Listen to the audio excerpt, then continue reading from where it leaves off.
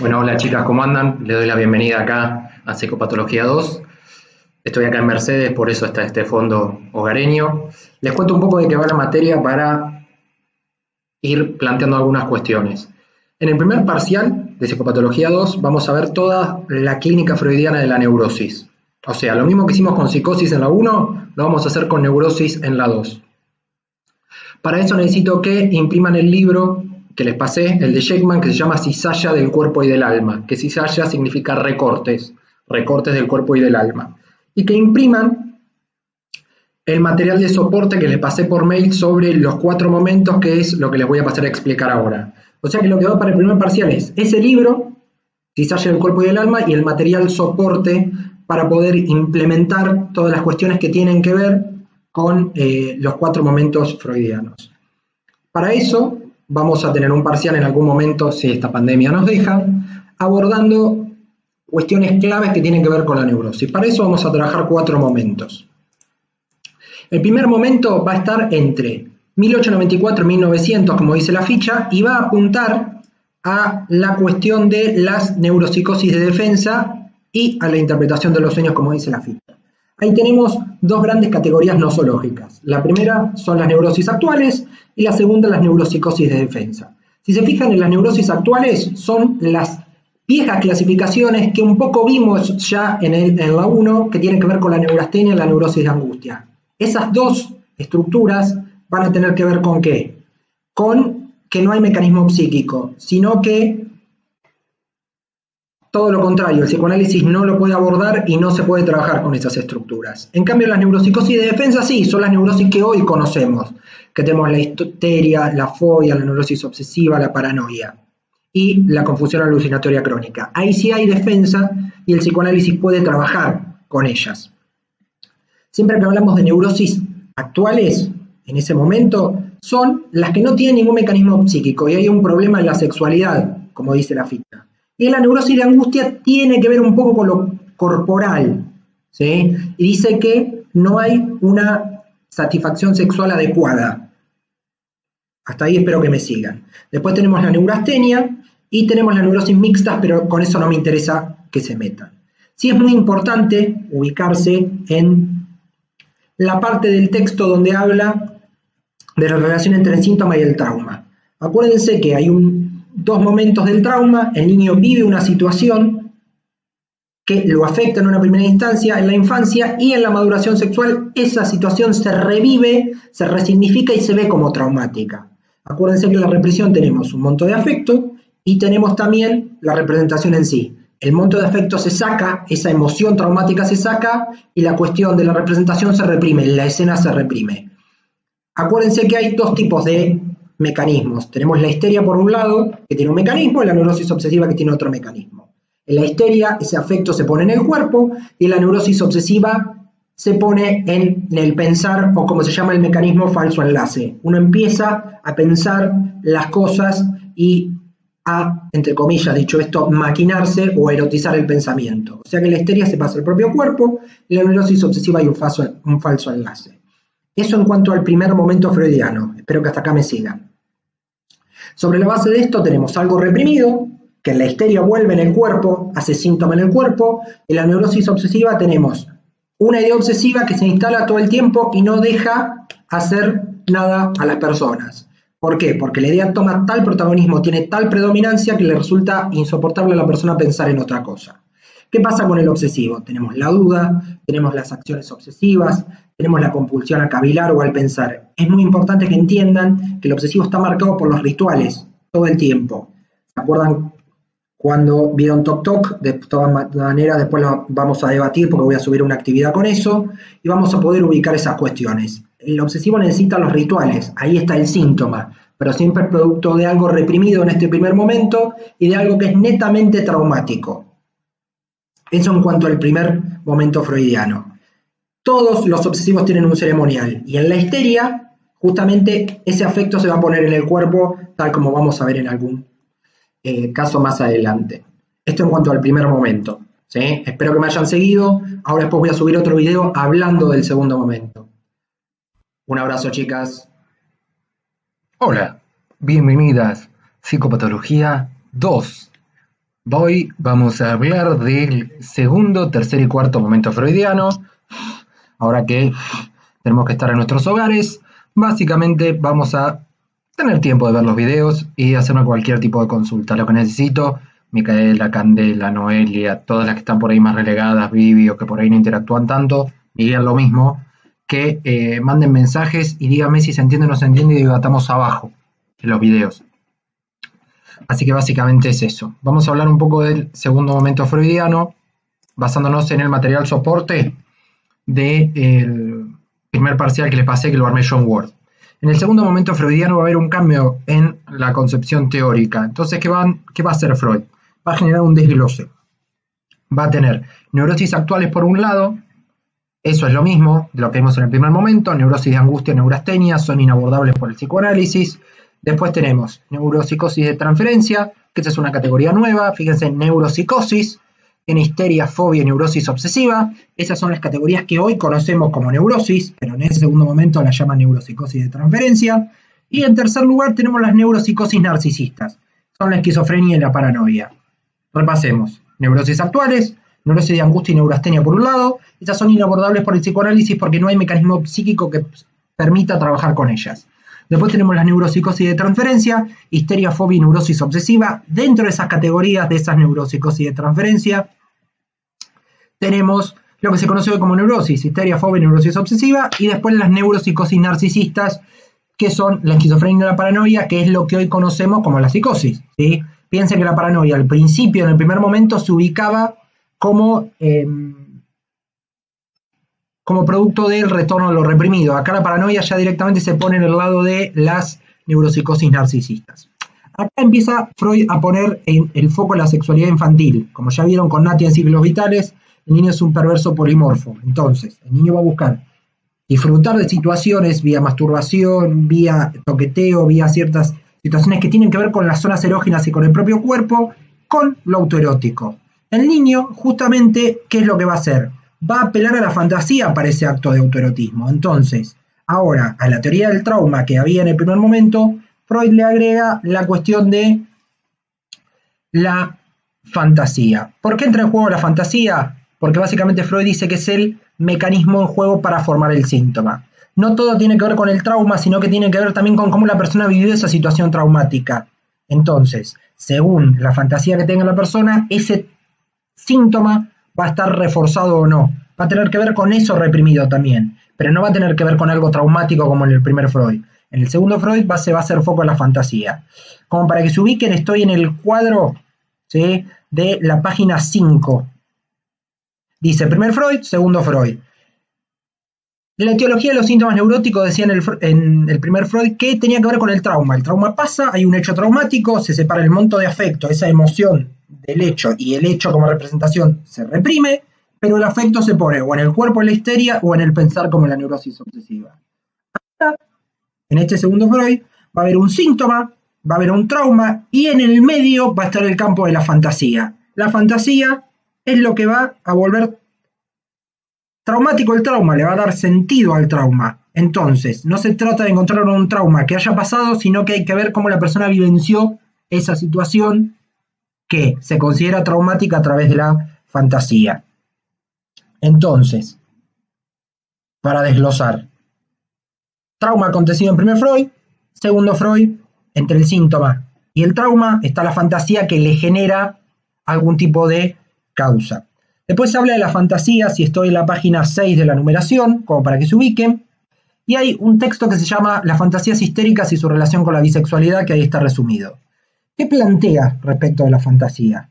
Por eso necesito que vean los videos de Marina para entender un poco por qué es una histeria, articulándolo con esto, más allá de lo que vimos en personalidad. ¿Qué pasaba con la fantasía?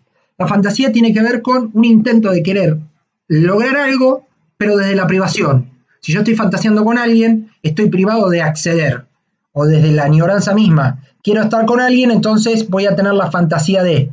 Puede ser consciente o inconsciente esa fantasía.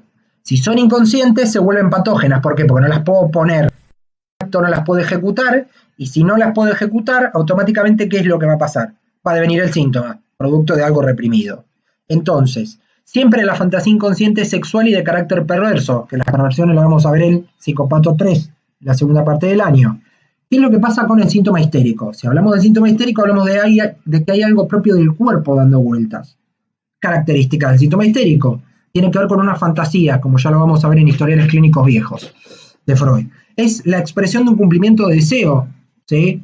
Hay ciertos síntomas que tienen que ver con una fantasía no realizada, que como no se puede acceder a eso, eso vuelve y se pone en el cuerpo. Y el mecanismo es la conversión. Ese afecto, esa vivencia traumática se pone en el cuerpo. Eso en cuanto al segundo momento. Entonces, lo importante y lo nodal en el segundo momento es la cuestión de la fantasía y el desglose de las tres categorías: neurosis actuales, neuropsicosis de transferencia y neuropsicosis narcisistas. Bien, hasta acá segundo momento. Ahora vamos a pasar al tercer momento, que es el momento metapsicológico.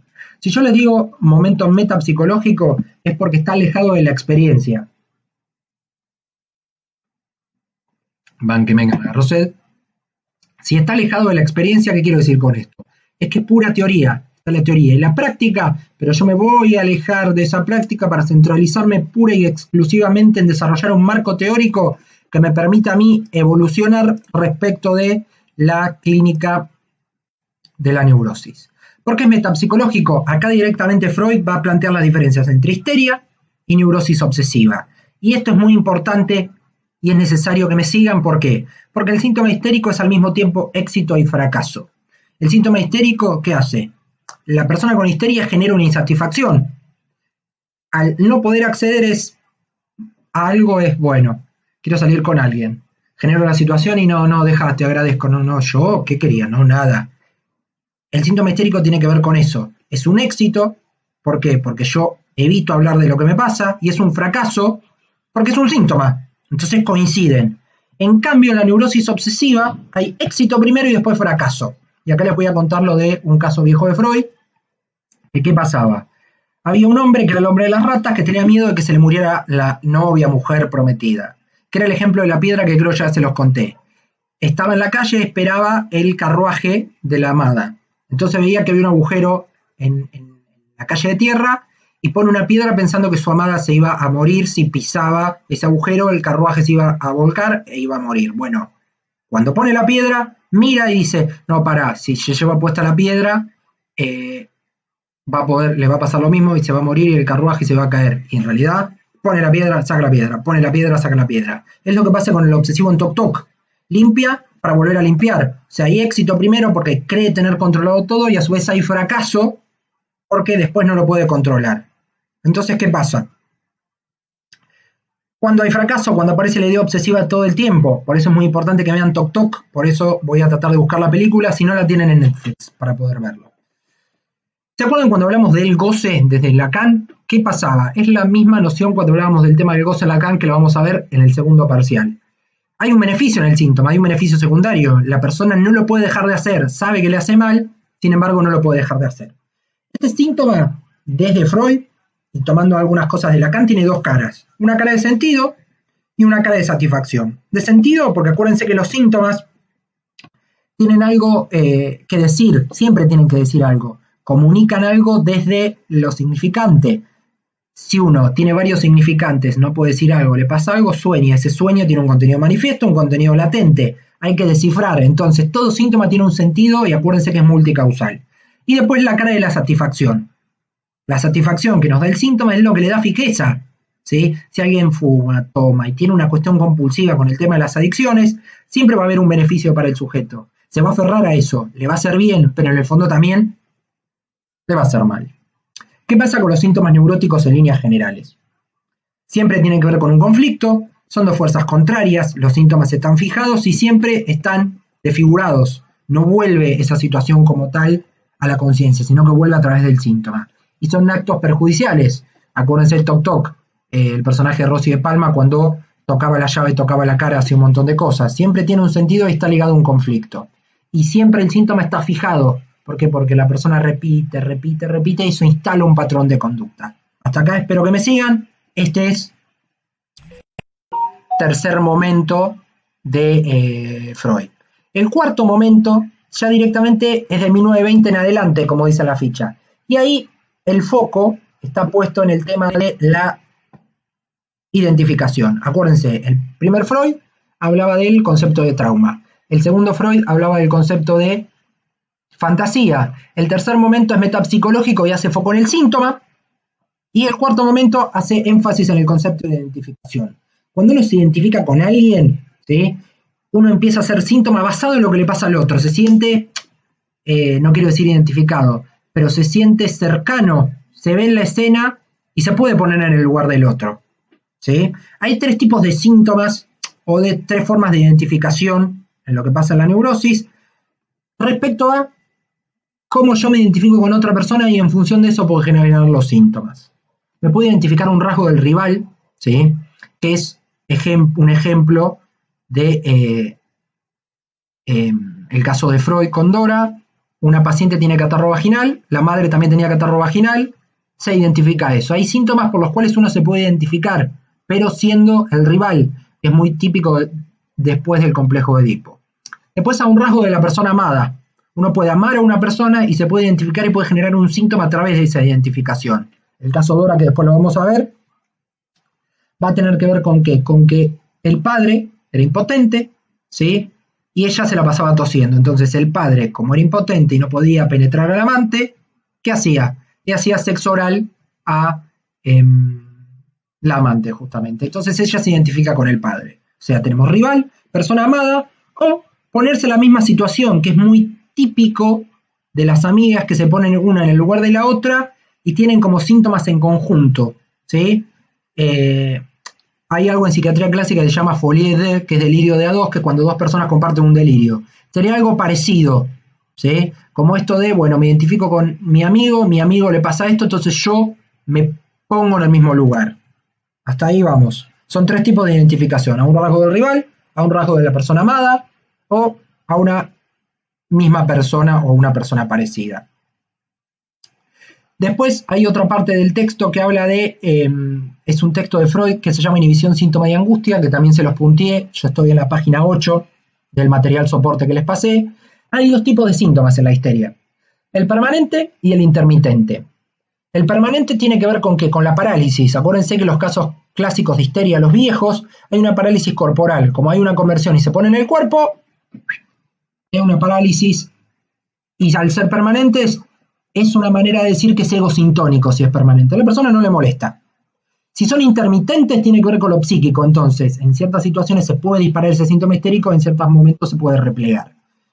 En cambio, en la neurosis obsesiva, a diferencia de la histeria, que los síntomas son permanentes o intermitentes, son negativos o positivos. Si son negativos, tienen que ver con impedir hacer algo, una prohibición, un mandato. No puedo pasar por abajo una escalera, no puedo tocar un gato negro, no puedo limpiar si no tengo los guantes puestos. Toda la cuestión que tenga que ver con la prohibición.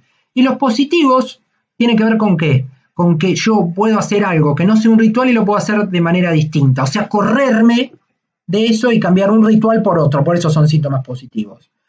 Acuérdense que en la neurosis obsesiva hay un síntoma en dos tiempos. ¿Por qué? Porque hay algo positivo, hay algo que es un éxito, y después es un fracaso porque se deshace, se limpia, la persona piensa que está sucio, lo vuelve a limpiar. Siempre en el medio intercede la idea obsesiva. Está el éxito, me pongo a limpiar.